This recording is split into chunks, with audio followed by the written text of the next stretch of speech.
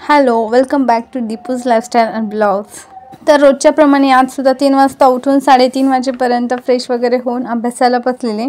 आणि अभ्यासाला बसण्याआधी नेहमीचं जे काही रुटीन आहे ते करून घेतलं. म्हणजे जे काही गोल आहे ते लिहून काढलं आणि त्यानंतर मग मेडिटेशन केलं. मेडिटेशनच्या नंतर आज बुक रीड केलेलं आहे सर्वात आधीच. तसं तर आधीच रीड करते, पण कधी कधी आधूचा झोपण्याचा अंदाज बघून मग मागे पुढे करत असते, कारण स्टडी फर्स्ट इम्पॉर्टंट आहे. तर सध्या इथे दत्त जयंतीमुळं पारायण सुरू आहे, त्यामुळे 2 दिवस ब्लॉग एडिट करणं काही पॉसिबल झालं नाही, कारण मग मध्ये मध्ये खूप आवाज येतो. तर आता मेडिटेशन वगैरे करून बुक रीड करायला घेतलेलं आहे. तर आज बुकमधले खूप सारे चांगले पॉईंट्स वाचण्यात आले, तर ते तुमच्यासोबत शेअर करते. तर त्यातला पहिला पॉईंट होता तज्ज्ञांकडून शिकायचं. तर त्यामध्ये आपण काय शिकू शकतो? रेकॉर्डिंग, सेमिनार, नोट्स कुठल्या माध्यमातून आपण शिकू शकतो, पण आपल्याला शिकत राहायचं आहे.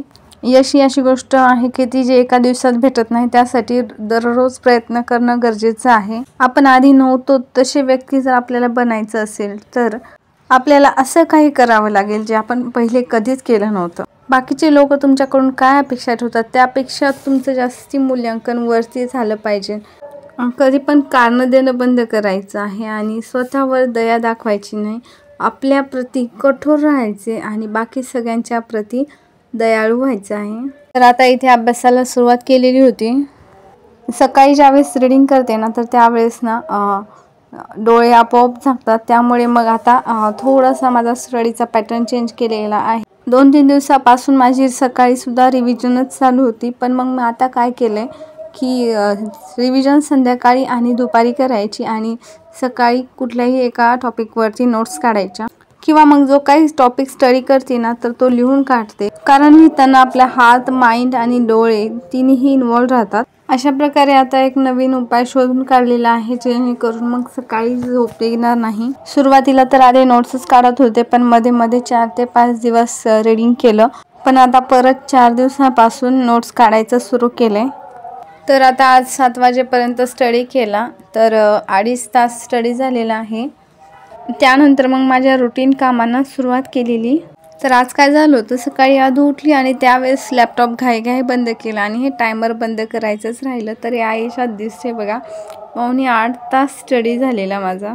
पण असं काही नाही आहे बरं. तर 12:30 वाजता मी परत दुसरा टायमर चालू केलेला. सकाळी 2.5 तास स्टडी झालेला आणि त्यानंतर परत वेगळा टायमर सुरू केला. आणि आता इथे अभ्यासाला सुरुवात केली होती, पण आधू जागी होती, त्यामुळे आधू मध्ये मध्ये करत होती. तर 1-1.5 तास स्टडी केला आणि त्यानंतर मग तिला झोपवली, कारण आधू जागी असली ना तर ती खेळत असली तर ठीक आहे, पण कधी कधी ना मग खूप मध्ये मध्ये करते, मग काही स्टडी वगैरे होत नाही. माझा आता 1 तास स्टडी झालेला आहे आणि त्यानंतर मग आता इथं आधूला झोपवलेली आहे. आणि आधू झोपल्याच्या नंतर मग जरा फ्रेश झाले आणि मग अभ्यासाला बसले, कारण आज बाहेरसुद्धा जायचं होतं.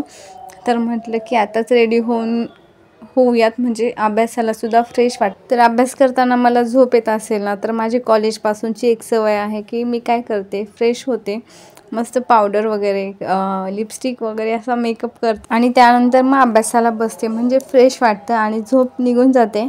तर तुम्ही कोणता उपाय करता झोप येऊ नये म्हणून, तेही नक्कीच सांगा, मला ऐकायला आवडेल. आणखी एक गोष्ट तुमच्यासोबत शेअर करायची होती. तर 2025 15 दिवसात येईलच आता. तर नवीन वर्षाचे आपण ना खूप सारे मोठे मोठे संकल्प करतो. तर आज मोबाईल बघत असताना सोशल मीडियावरती एक इमेज दिसली, तर त्यामध्ये असं दिलेलं होतं की जानेवारी हा एक नवीन उमेद घेऊन येतो आणि डिसेंबर हा निराशा घेऊन येतो. तर हे असं तुमच्या बाबतीतही होऊ नये म्हणून एक गोष्ट सांगते. ज्यावेळेस आपण विश लिस्ट तयार करतो तर ते गोल एकदम असं लांबवरचं नका ठेवू. तर रात्री झोपायच्या आधी आपलं दुसऱ्या दिवशीचं गोल सेट करा. ज्यावेळेस आपण छोटे छोटे गोल अचीव करू त्यावेळेस मोठं काहीतरी होईल, आणि मोठ्याचा विचार करत बसू ना तर छोटूसं सुद्धा काही मिळणार नाही. यामुळे आपल्याला निराशा भेटते. जेव्हा आपण खूप दूरचं टार्गेट ठरवतो तर त्यावेळेस काय होतं की आपण म्हणतो की 1 दिवस नाही केला तर काय होणार आहे, 2 दिवस नाही केले तर काय होणार आहे, पण तो 1 दिवस सुद्धा खूप महत्त्वाचा असतो, हे आपल्या लक्षात येत नाही. त्यामुळे मग छोटे छोटे गोल लिहून काढा आणि ते अचीव करण्याचा प्रयत्न करा. आणि माझे व्हिडिओ आवडत असतील तर व्हिडिओला लाईक, शेअर आणि सबस्क्राईब करायला विसरू नका. आणि साईडला दिलेल्या बेल आयकॉनवरही क्लिक करा, म्हणजे माझ्या येणाऱ्या नवनवीन व्हिडिओचे नोटिफिकेशन तुम्हाला सर्वात अगोदर पोहोचतील. तर पुन्हा भेटते एक नवीन गोल, एक नवीन व्हिडिओ आणि एका नवीन टॉपिक सोबत. तोपर्यंत बाय बाय.